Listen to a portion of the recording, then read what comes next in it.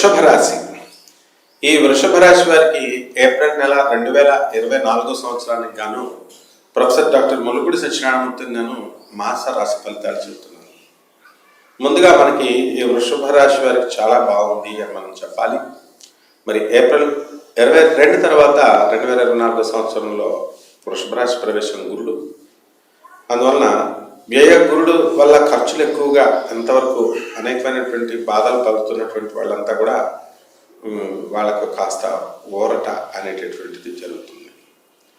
ఇక వ్యయంలో ఉన్నటువంటి గురు శుక్ర బుధుడు వక్రించి మరి 2 ఏప్రిల్ నుంచి శుక్రుడు 24 ఏప్రిల్ నుంచి వ్యయ స్థితిగతులు అవడం వలన మనకి ఇల్లు లేనటువంటి వాళ్ళు ఇల్లు కొనుక్కుంటారు. శుక్రగ్రహ ప్రభావం.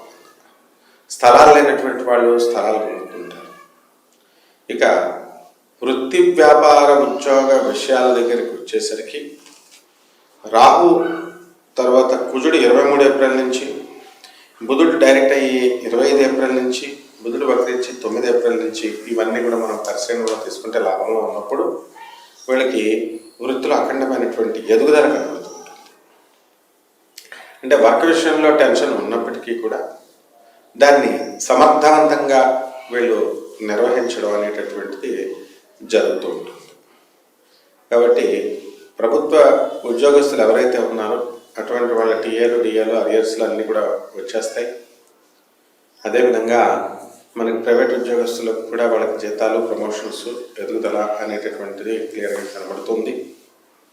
ఓల్డ్ పెన్షనర్స్ ఎవరైతే ఉన్నారో వాళ్ళందరికీ కూడా జీతాలన్నీ సరైనటువంటి టైంకి రావడం, ఇవన్నీ కూడా మంచి పరిణామం. ఇక పంచమ స్థితిగతుడైనటువంటి కేతుగ్రహ ప్రభావం వల్ల కుటుంబంలో కొంచెం ఒడిదుడుకులు, ఆ తర్వాత సడన్గా వీళ్ళకి జరుగుతున్నటువంటి పరిణామాలు, అంటే అనుకున్నప్పుడు సక్సెస్, అనుకోలేనప్పుడు ఫెయిల్యూర్స్, ఇలా అన్ఎక్స్పెక్టెడ్ రిజల్ట్స్ ఇవ్వడం అనేటటువంటివి జరుగుతాయి.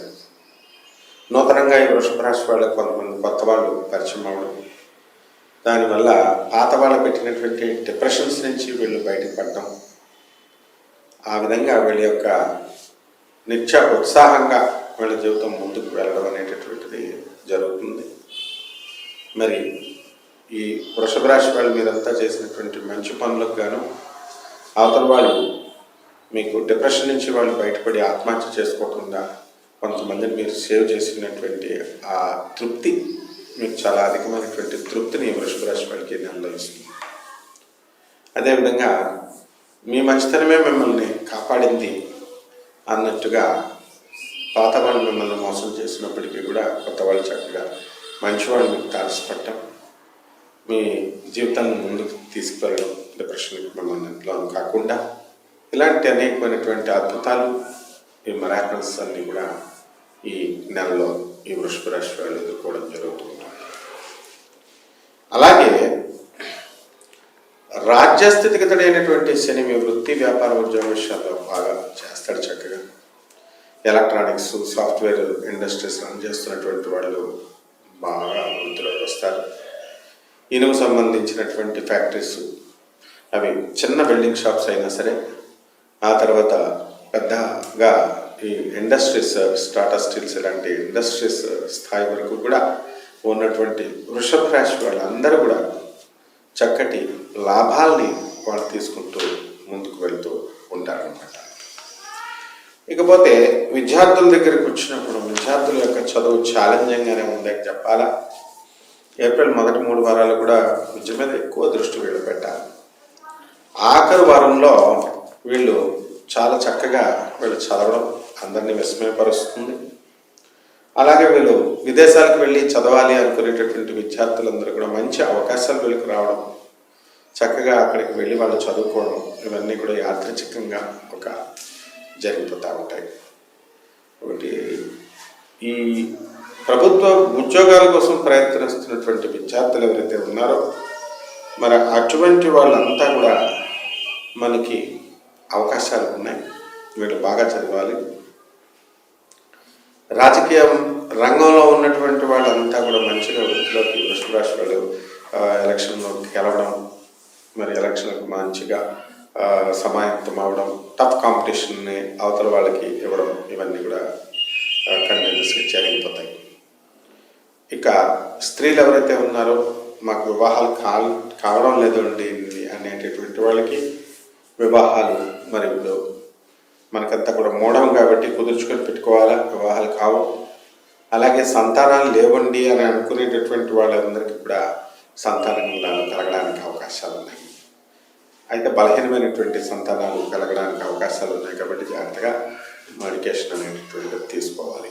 ఇక రెమెడీస్ దగ్గరికి వచ్చేసరికి ఈ యొక్క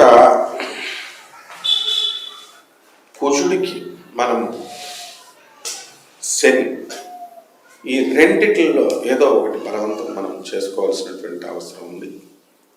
కాబట్టి ఈ రెండు గ్రహాలని ఓం కుచాయ నమః, ఓం శనేశ్వరాయ నమః మంత్రాలు చదువుకుంటే చాలు. ముఖ్యంగా మనం ఓం బృహస్పతి నమః అని గణగాపురం వెళ్ళి మనం దత్తాత్రేయ స్వామి వారి యొక్క దర్శనం చేసుకోవాలి. శ్రీ గురు చరిత్ర పారాయణ చేసుకోవాలి. గురువారం నాడు కిలోంపావు శనగల్ని, ఆ తర్వాత ఈ పసుపు వర్ణం ఉన్నటువంటి వస్త్రాన్ని పెద్ద బ్రాహ్మణులకు దానం చేయాలి. గురువారం నాడు ఉదయం తెల్లవారుజాము 3 గంటలకు చేయాలి, కానీ కుదరదు కాబట్టి 6 గంటలకు మీరు చేయండి. అదేవిధంగా ఈ యొక్క బుధ జపం చేయండి, బుధ స్తోత్రాలు చదువుకోండి. బుధుడికి కిలోంపావు పెసల్ని, ఆకుపచ్చ రంగు ఉన్నటువంటి వస్త్రాన్ని పేద బ్రాహ్మణులకి దానం చేయండి. ఈ యొక్క బుధవారం నాడు ఉదయం కరెక్ట్గా 5 గంటలకి ఈ విధంగా చేస్తే బ్రహ్మాండంగా ఉంటుంది. ఓం నమో నారాయణాయ అనే మహామంత్రాన్ని జపం చేసుకోండి, చాలా చక్కగా ఉంటుంది. శుభమస్తు.